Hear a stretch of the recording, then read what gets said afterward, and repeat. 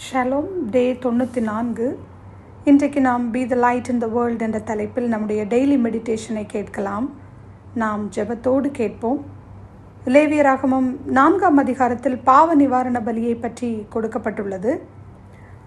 லேவியராகமம் 4வது அதிகாரம் 2வது வசனத்தை வாசிக்கும் போது, நீ இஸ்ரவேல் புத்திரரிடத்தில் சொல்ல வேண்டியது என்னவென்றால், ஒருவன் கர்த்தருடைய கட்டளைகளில் யாதொன்றை அறியாமையினால் மீறி செய்யத்தகாததை செய்து பாவத்துக்கு உட்பட்டால் அறிய வேண்டியதாவது என்று வசனம் தொடர்கிறது.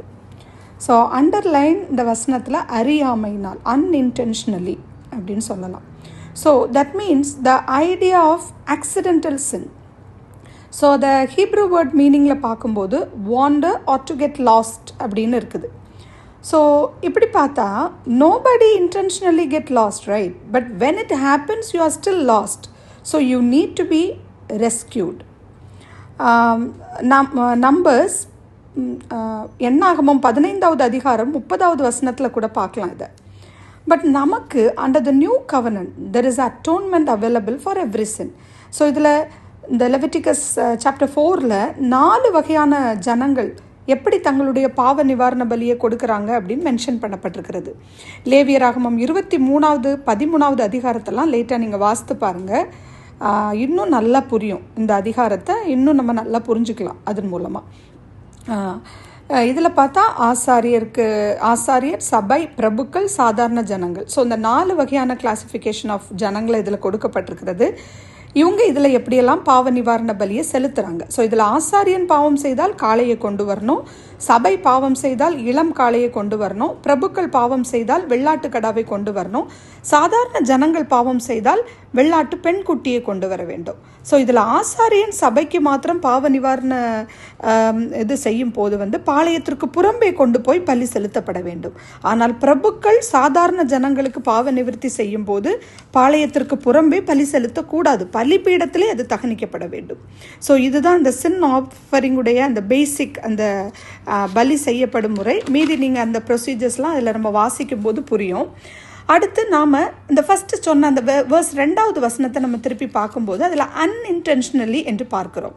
ஸோ இதை கனெக்ட் பண்ணும்போது எப்போது நம்ம ஏதாவது பாவம் செய்தால் நம்மளுடைய ஹியூமன் டெண்டன்சி என்னென்னா, நம்ம எப்படி சொல்லுவோம் அது அப்படின்னு பார்த்தா, it's just a slip up, oops, I didn't mean to do it, that's not charged against me, நான் தெரியாமல் பண்ணிட்டேன், இப்படி தான் நம்ம சொல்லுவோம். But God says no, these need to be dealt with and covered with the blood of atoning sacrifice.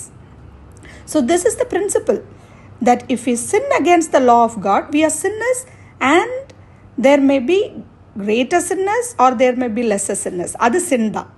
So அது ப்ரீஸ்டாக இருக்கட்டும், Israel as a whole for the ரூலராக இருக்கட்டும், காமன் பர்சனாக இருக்கட்டும், from the highest to the lowest, doesn't matter. But God cared about an unintentional sin. So 2 கொரிந்தியர் 5வது அதிகாரம் இதில் தான் 21வது வசனத்தில் நம்ம பார்க்கும்போது, நாம் அவருக்குள் தேவனுடைய நீதியாகும் படிக்கு பாவம் அறியாத அவரை நமக்கு பாவமாக்கினார். What a wonderful promise verse இல்லை? இந்த 1 யோவான் 1வது அதிகாரம் 9வது வசனத்துலேயே நம்ம இதை பார்க்கலாம். நம்ம இந்த அதிகாரத்தை நம்ம பார்க்கும்போது how we see in this chapter அப்படின்னு பார்க்கும்போது, the need for us to bring even what we might consider to be unintentional sins, and that we become aware of by the prompting of the Holy Spirit. So அதில் பார்த்தீங்கன்னா அதை இயேசுக்கிட்ட கொண்டு வந்துடணும். bring that to Jesus. Leviticus 4 full points to Jesus Christ தான். It's a shadow of Jesus Christ. Jesus Christ fulfill the sin offering. நம்ம அதை தான் 1 கொரிந்தியர் 5வது அதிகாரம் 21வது வசனத்தில் பார்த்தோம். So friends, Jesus Christ is our sin offering. When the Holy Spirit brings a sin to mind, don't ignore it. Don't just brush it off. Even it was a small sin committed out of weakness, out of the frailty of your flesh, don't ignore. Bring it consciously under the covering blood of Jesus Christ. ஏன்னா இயேசு கிறிஸ்து நம்மளுடைய எல்லா பாவங்களையும் நீக்கி நம்மை சுத்திகரிக்கும்படி அவர் நமக்காக பரிந்து பேசி கொண்டிருக்கிறார். நாம் இப்பொழுது ஜெபிப்போம். இரக்கமுள்ள கர்த்தாவே, இந்த அதிகாரத்தில் உள்ள வசனங்களின் மூலமாக எங்களோடு பேசினதற்காக நன்றி செலுத்துகிறோம் அப்பா. இந்த காலை வேளையில் எங்களை உம்மிடத்தில் சமர்ப்பிக்கிறோம் சுவாமி. எந்த அன்இன்டென்ஷனல் சின்னாக இருந்தாலும் அப்பா, அதை கூட நாங்கள் லைட்டாக எடுத்துக்கொள்ளாதபடிக்கு ஹோலி ஸ்பிரிட்டின் துணையோடு அதை உணர்ந்து எங்கள் இள வயதின் பாவங்களை அப்பா நீங்கள் நினைத்து அப்பா அதில் எந்தவித கஷ்டங்களை எங்களுக்கு வராதபடி அதில் நாங்கள் மீறி விடாதபடி எங்களுக்கு அதை உணர்த்தி அதிலிருந்து விடுபட நீங்கள் கிருபை தாங்க.